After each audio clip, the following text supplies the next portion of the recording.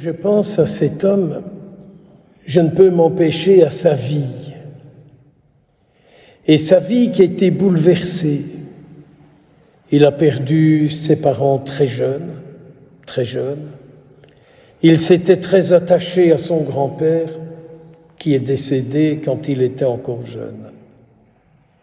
Et puis il a mené une vie dans tous les sens, mais dans tous les sens, jusqu'à même se faire mettre dehors de Saint-Cyr, tellement il menait une vie dissolue et qu'il en entraînait d'autres à vivre la même vie. Il a fait cette expérience de cette facilité que c'est que d'amener les autres à une vie dans tous les sens, une vie n'importe laquelle. Jusqu'au jour où il a fait chez sa cousine la rencontre de l'abbé Huvelin, qui l'a amené à se tourner vers le Seigneur et à prendre conscience que sa vie, elle peut rayonner la vie de Dieu.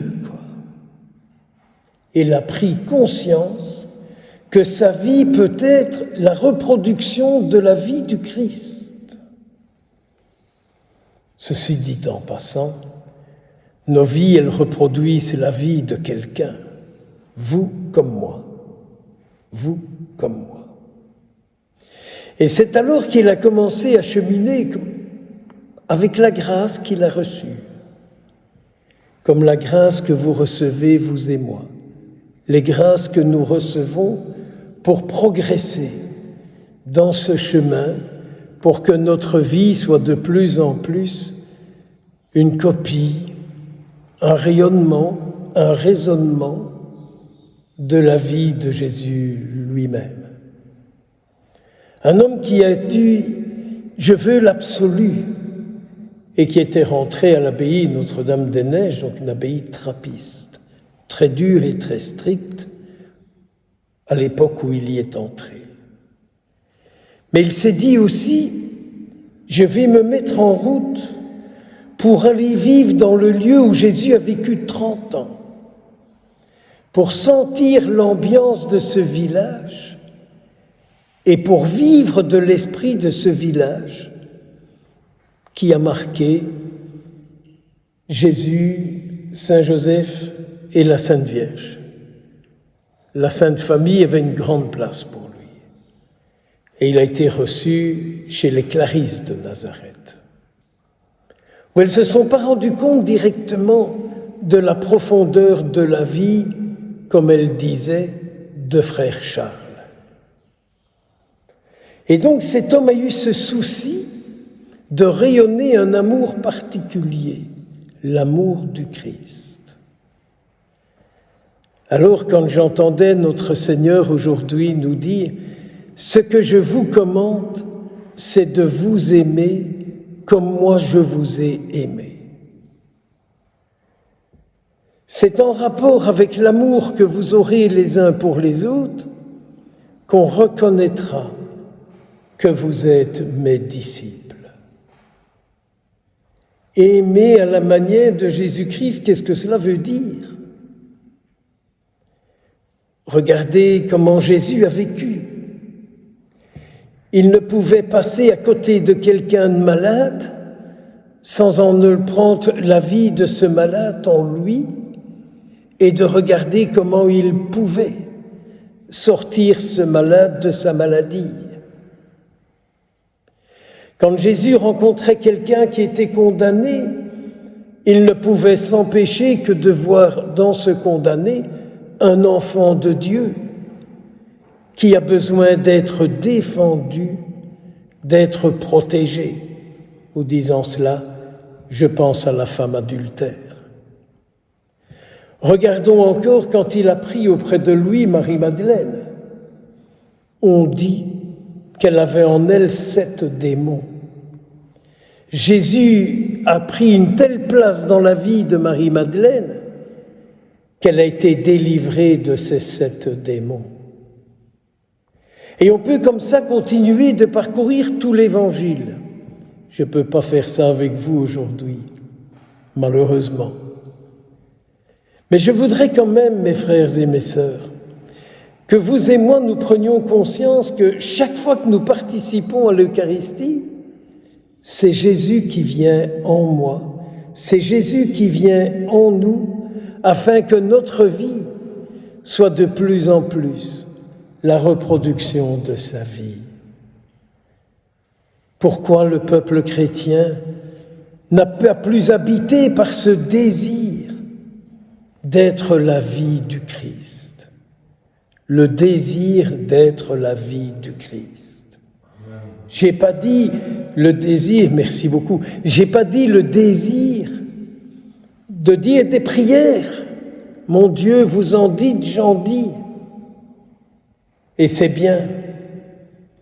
Mais devenons les prières que nous prononçons afin que notre vie soit le rayonnement de la vie du Christ.